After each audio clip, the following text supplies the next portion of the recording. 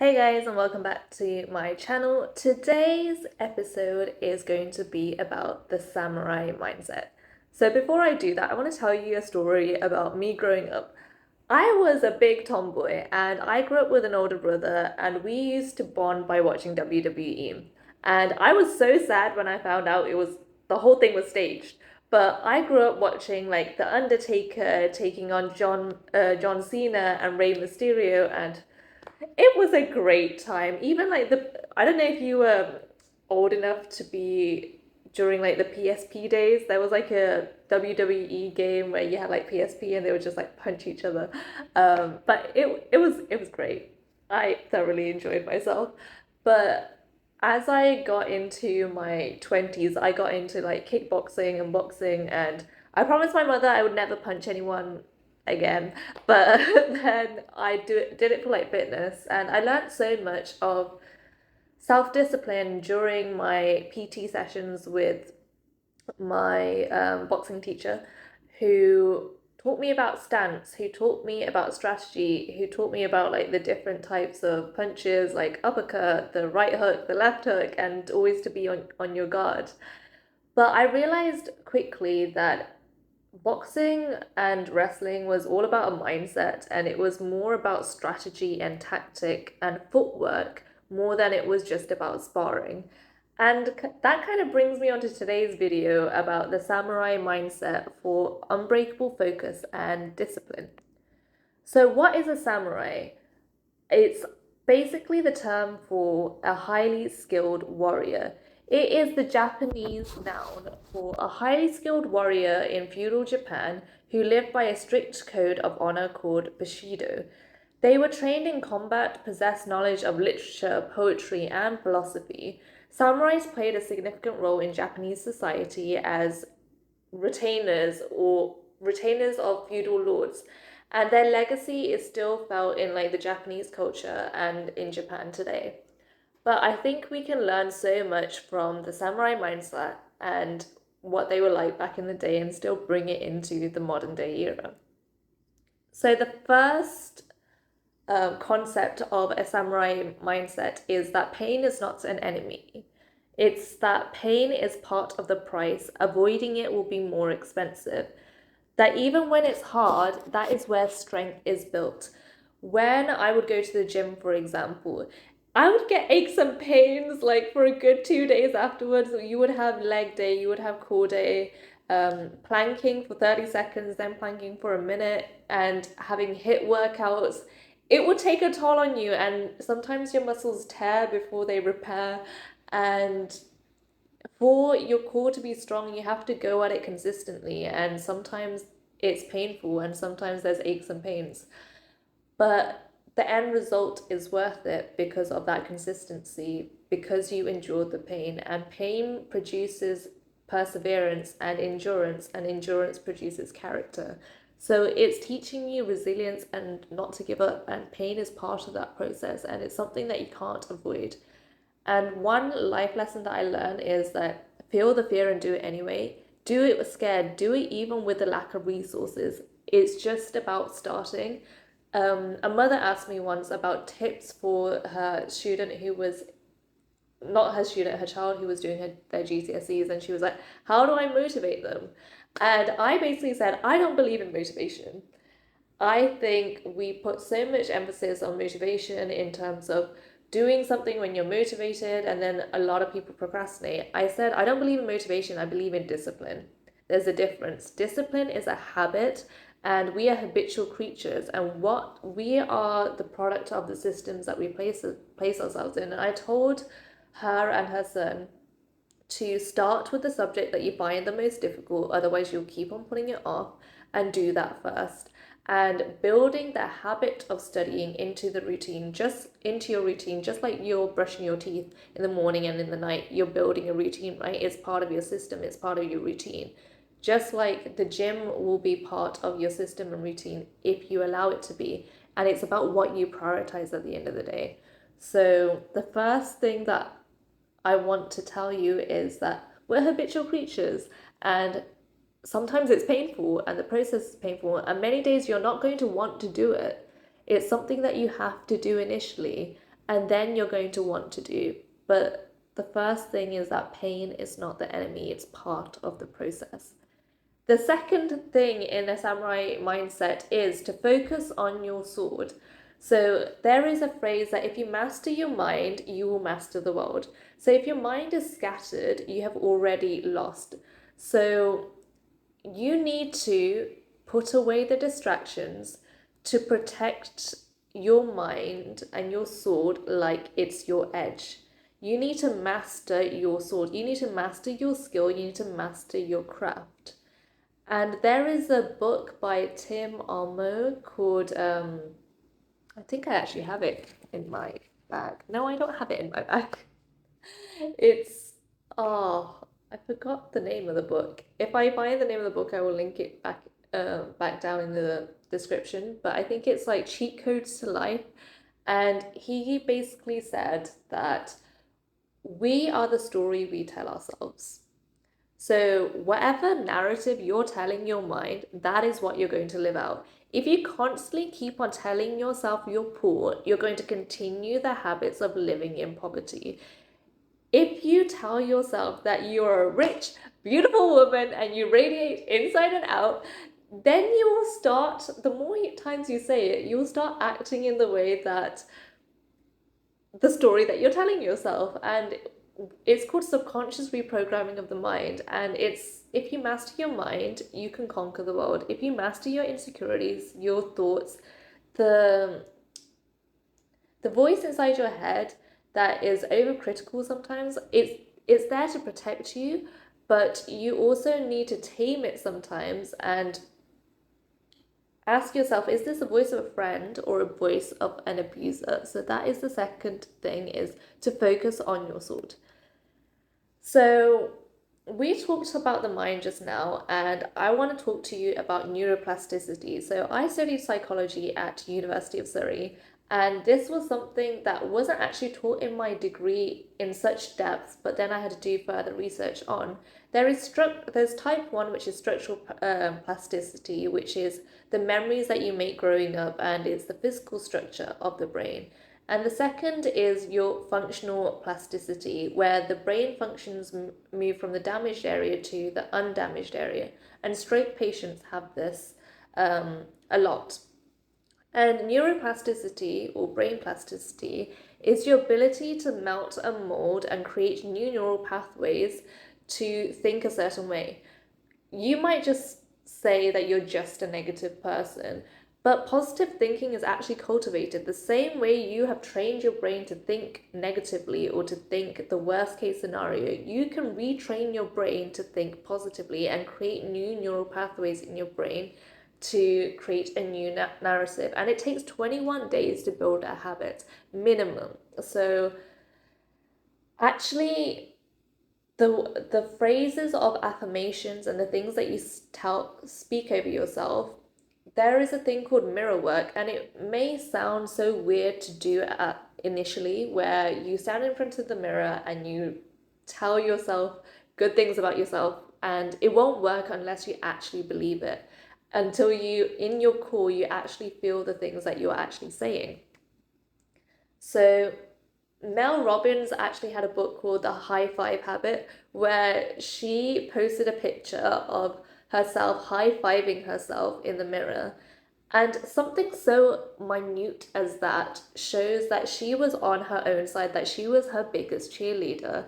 And that trained her brain. The more times that she did it, she laughed at herself, and she was able to release a more playful side to herself, that she didn't have to take herself that seriously in terms of putting that much pressure that she did on herself, that she was on the same team as herself and that she wanted herself to win.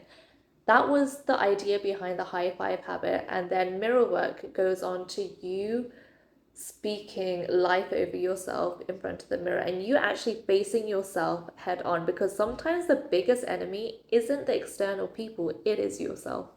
So that is a little snippet about neuroplasticity. So this also moves on to another book that I read called The Garden Within, and it was by Dr. Anita Phillips. I love her so much. She is a psychologist she's also a Christian, and she brings biblical principles into the psychology realm, and it's so beautiful because she compares a seedling to a neuron and how they have the same structural capacity. And she uses the verse of Proverbs 18:21, where the power of life and death is in the tongue, and those who utilize it will love it and eat its fruit. So we have so much power within our tongue and the things that we speak over ourselves and speak over other people. And this brings us into sociologists' theories about labeling and self-fulfilling prophecy. What label that you put on yourself, whether it's positive or negative, you end up internalizing it, and then you end up behaving in a way that in accordance to that label, if that makes sense. So the more times you tell a student or a person that they are lazy, they are continue to going to act to be late, act in a way in a late. They're going to continue to act in a lazy way, and their habits and their behaviors are going to mirror that and reflect that. But what if you actually said you're a champion and you're actually good at maths and you are good at what you do and you have this skill and you can just, you may not understand it now, but you will understand it, and to keep on going, and that you are, how many of you have actually told yourself that you're beautiful? How many of you have actually told yourself that you're handsome? How many of you have actually told yourself that you're smart, that you're kind, you're generous, and you're beautiful inside and out? How many of you have actually in the mirror said that to yourself? That is not something that's vain. That is something that is essential. It's called speaking life over yourself. If you're not going to get that affirmation from a caregiver or a teacher or the people around you, at least do yourself the favor and give it to yourself, because no one else is going to do it for you. One hard lesson I had to learn the hard way is that no one is coming to rescue me. I used to grow up with these Disney movies of princesses being rescued by their princes, and these damsels in distress being, like, I don't know, put on their shoulder by a knight in shining armor. But guess what? Guess what? Sometimes, or most of the time, your knight in shining armor ain't coming to rescue you, and you're going to have to rescue yourself, and you're going to have to get yourself out of that pit by yourself and heal and do the healing work. You're going to have to go to therapy if you need to. You're going to have to read the books. You're going to have to listen to the podcast. You're going to have to do the inner work, because no one is going to do that for you, and no one is going to live your life for you other than yourself. And if you keep on blaming the people around you and your external circumstances and your environments, at the end of the day, the only person who genuinely cares is God, and then yourself. That is the harsh reality. I'm telling you this because I've been in hospital and sick because of stress and because it affected my gut, and there was no one there to visit me apart from my mum and my brother. And that was the moment I realized that there is not going to be anyone there for you apart from God and yourself and friends who may be like family and your family. And I had to learn the lesson the hard way, because I thought that the people that I invested in were going to be there for me when I hit rock bottom.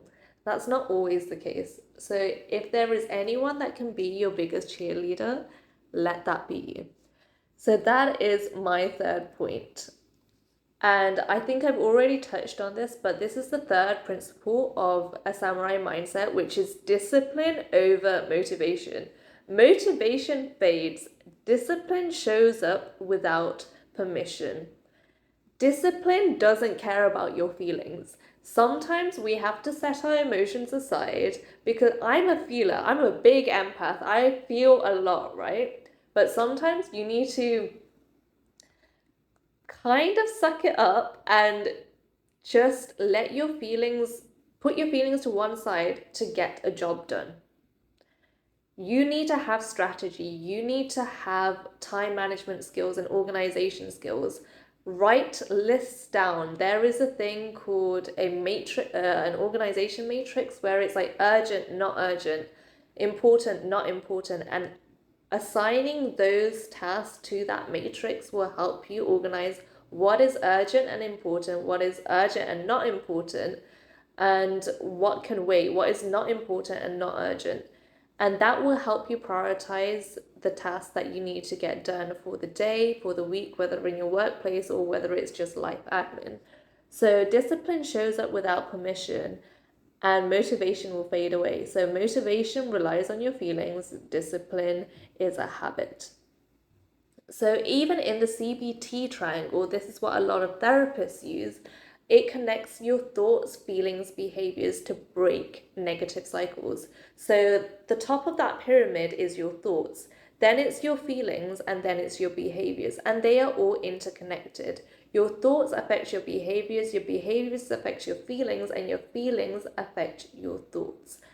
And this is also part of social behaviorist theories, where it shows that the routine, which is your habitual behavior, influences the reward, which is what the behavior does for you, which influences the cue, which is what triggers or kickstarts your habitual behavior. And it goes in a circle. So what you said about what you input is like your output is what CBT therapists use in their practices as well. And sometimes it's much easier to change your behaviors than it is to change an intrinsic thought. So if you find affirmations quite difficult and speaking things over yourself quite difficult, maybe start by changing your behavior.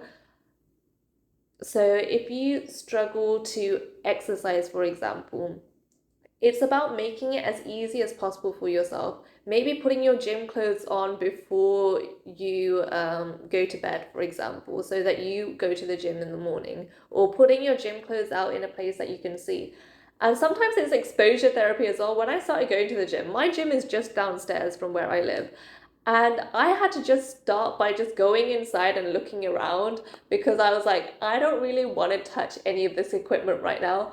But then after a few exposure therapies, I started picking up one like 2 kg weight, and then I moved on to the 4 kg weight, and then I went on to the 8 kg weight, and it was a slow progress of firstly being exposed to it, secondly then going in it and making it easy as possible for me to actually go there, and thirdly is like building it up. And if I just kept on telling myself, I'm a gym girly, I'm a gym girly, I'm a gym girly, I would not go. I would not go.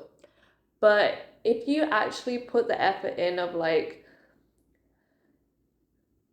even if I don't go to the gym, I will replace it with something else, like going on a walk or going outside or getting some fresh air or going on a walk with a friend. Um, or even doing like a home workout, doing a few star jumps and stuff. So that is another way. If you can't go to the gym, don't beat yourself up about it. Do something else to replace those 10 minutes that you are going to have intentional physical activity in the first place. So that is the CBT triangle in a nutshell, I hope. And then the fourth principle of the samurai mindset is to train without a crowd. Who are you and what are you doing when you are not in the platform? I don't actually like social media. I don't like Instagram. I don't like LinkedIn. I'm on these places because my field is requiring me to be on those platforms, but many times I fall into that comparison trap of seeing other people's achievements or accolades and seeing where they are in life, and or like even then getting insecurities for my body or my face because I'm seeing all these other gorgeous girls who are like toned and like winning at life, and I'm just like eating my potato chips. Not potato chips, why do I sound American? Crisps.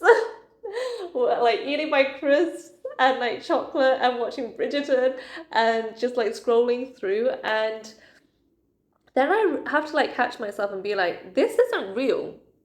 this is like the highlight reels. Even my Instagram is just my travel photos, but that's not my life. Like, my day-to-day life is not me catching a flight to Dubai, Chicago, and Sweden in one day. I think one of my kids from the old school that I worked at actually called me out on TikTok saying like, Miss, how are you going to Chicago, Sweden, and Dubai on the same day? Because I posted 3 in like one go. And even that was like, it was funny to me, but it made me realize that we don't actually know the lives that people live. They will project something on social media. Even me, I'm presenting one version of myself right now, and probably the best version of myself when speaking to you. But I still cry. I still have hard days. I still have unmotivated days. I don't want to get out of bed, not drinking enough water. I'm just dehydrated, crusty, and musty many days. And you don't see that bit because you only see this side, and that's why social media can be such a lie sometimes. But the fourth principle is to train without a crowd. Growth happens in silence and what you do off stage. Who are you when no one is watching, and what are you going to do to earn your edge? So before the platform, a lot of people pray for the platform but they don't want the process. I've been starting a podcast, and my God, it has been a struggle. I spend hours writing, editing, recording, and I feel like no one is even listening. And I'm posting consistently, even on LinkedIn, like posting consistently and writing this content. And I'm just like, no one's using this, no one's engaging with it, no one's there to see any of this growth. But many people want the overnight success, but they don't want the marination. When you have a good steak, right, it might be all like a good like chicken wing or like a good roast, because I'm kind of hungry right now. You marinate it, you might marinate it overnight, and then, or even like appam. I don't know if you're South Indian, but like appam is like grinded, like the rice is grinded. You leave for it to rise like overnight, and then you put the appam, and then like you like with the spoon, and then it's kind of like a pancake, and then it rises, and it's like, oh, chef's kisses. But then an instant noodle, you just add water, right? Many people don't see the behind the scenes work. Many people don't see the grind, or like the grind outside the platform, outside the camera.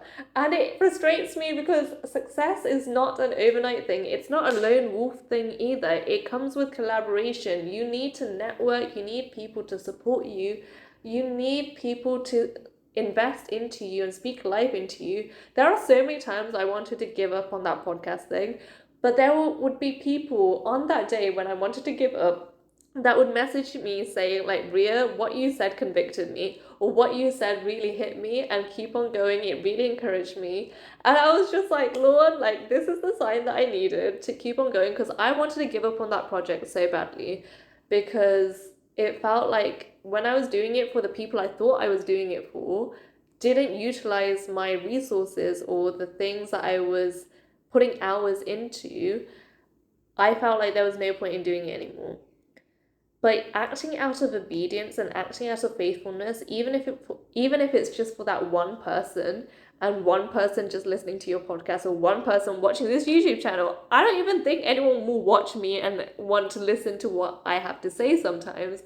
But there is one little guy, there is one little girl, or I always think it's like a woman, but like, let's not discriminate. You might be a guy who's watching me right now. Don't watch me like that. Don't watch me like that. Okay, just saying, like, you might be a guy or a girl, wherever you are on that spectrum, to watch my content. And the fact that I'm even putting this out there might help just one person, that's a win for me. But yeah, and the last part of the samurai mindset is to master yourself first, to control your impulses, or your impulses will control your outcomes. There is a difference between responding and reacting, and this is something that I'm still working on, and I'm going to be very honest about it.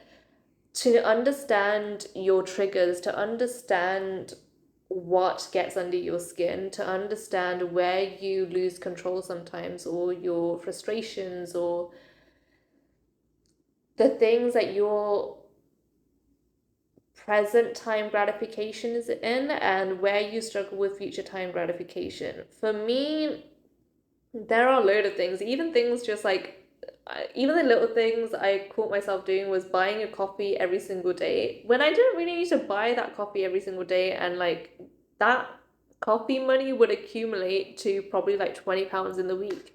And instead of spending £20 in the week, if I went to Tesco to buy like 5 coffee sachets, which was only like £3 or £2, that was it's not the same flavor, and it doesn't hit the same, but at least that is controlling one of my impulses of having caffeine from outside, at least less, or drinking a little bit more water, um, instead of coffee. So that's like a small example of controlling your impulses and what you can do to control your impulses. A lot of people hit the gym because they get the endorphins and the dopamine from there, instead of going into sexual sin, for example, and sleeping around with many people or doing drugs. I'm not saying that. Look, we listen and we don't judge, but there comes a point where you are 30 plus, and you know what? I'm like out here to get cancelled. I'm not out here to get cancelled. So I'm gonna like control what I have to say, because if I say something, I'm probably gonna get cancelled. But you're a 30 plus year old and you're still doing certain things. Sometimes I want to say get your life together, but like I'm not gonna say that. I'm not gonna say that. I'm not gonna say that. So next thing I wanted to get on to with the controlling your impulses, I think I've already said this in a YouTube short, but it's about David Hodder's emotion wheel. So under every emotion, there is a root emotion. Say, for example, if you are feeling anger, underneath that, you may actually be feeling envy or jealousy. Or if you're feeling sadness, you may be suffering with grief or disappointment, or even shame. And if you even have a positive emotion like joy, you may be feeling cheerful or happy or content. And actually naming that emotion is called emotion recognition. You can only regulate an emotion if you actually recognize it initially. And I think the last few, I think we've got 2 more, is to think long and act daily. The warrior doesn't rush, but he never misses a day. There aren't overnight wins, there are only actions over time. I think we've already touched on that. And the last one, I think this is the 6th or 7th one. 6, 7, okay, no, we're not gonna go there. Is to stay sharp in peacetime. So comfort is where most people lose the battle. Growth comes in the discomfort. And being comfortably uncomfortable and doing something that you're scared of each day will help you face your fears a little bit more each time. But also guarding your heart and guarding your peace is essential, because otherwise you're going to burn out.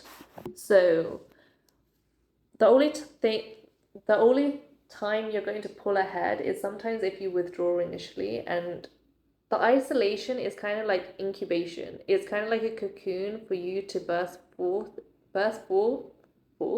into a butterfly that you are meant to be.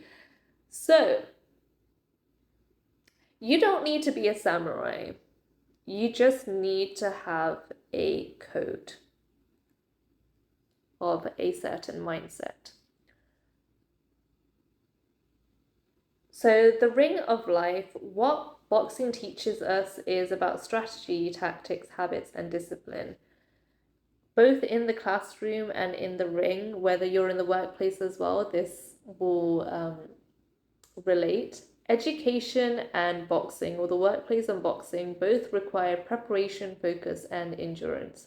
The stance is the foundation and readiness. So my PT would say about 12 and 2, you have to have your elbows tucked in, you have to have your chin down, and it has to be against your chin, and your dominant one must be slightly higher than the rear wrist. your knees must be bent, you should turn around 60 to 90 degrees, and in learning that, your mindset gives your stance. It sets your foundation. So start each day with purpose and stability. So sparring is learning through practice. Boxers spar to sharpen their skills, and students students in the classroom spar with ideas, feedback, and challenges, and growth happens in the ring of effort. Falling down happens. You can stay down, or you can get back up. It's your choice. So in boxing, there is ducking and dodging as well. So it's about handling the pressure. My PT, she would scare me sometimes. I'm not gonna lie. She was like, you need to duck, otherwise I'm gonna punch you in your face. She would like literally tell me that, and I would get scared sometimes. She was like, you need to duck when I tell you to duck, otherwise you will get punched in the face. And ducking isn't avoiding, it's smart movement. Resilience means just adjusting when life throws a punch. So adaptability builds intelligence and confidence. It's about how you handle the pressure. Nothing valuable is created without pressure. So strategy and tactics, it's like planning for success. Boxers and samurais study opponents, but we study goals and we have strategy for a long-term plan. Your tactics are your daily actions. So the main lesson is to plan, act, review, and refine.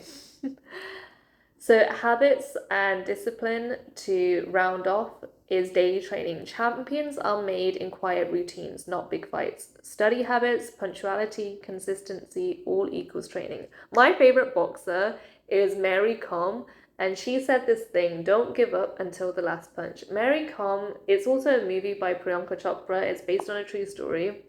I think she has 3 kids now, but she was the national international champion of boxing at least 5 or 6 times, representing India. And she showed me that discipline builds champions. So she was a 6-time world champion and a mother of 4. Her resilience, faith, and discipline define her journey. And she showed me that dedication transforms the challenges in your life. And I don't know if you've watched Creed as well. Creed, oh, I love Michael B. Jordan. But Creed showed me that there is inner strength, that every fighter has a creed, a belief that fuels them, so that you will keep on learning, keep on growing, keep on standing tall. So the lesson is, education is a fight for growth, not just grades. So you need precision, you need grit in order for stable power. So the final round, your ring, your fight. Whether you're in school or in life, the ring belongs to you. Stay focused, stay disciplined, and stay brave. And the lesson is to fight smart, to study hard, to put in the work, put in that work ethic, because every round counts. Whether it's a room of 5 people, whether it's a room of 10 people, whether it's a room of 100 people, still show up with your A game each time. So that is a half an hour, I think, of a summary of what the samurai mindset entails, what a boxer's mindset entails, and I hope you found that video useful in some way, and I hope that analogy is useful in terms of focus, discipline, and grit. And if you have any questions, let me know, and tell me what stood out for you in this video.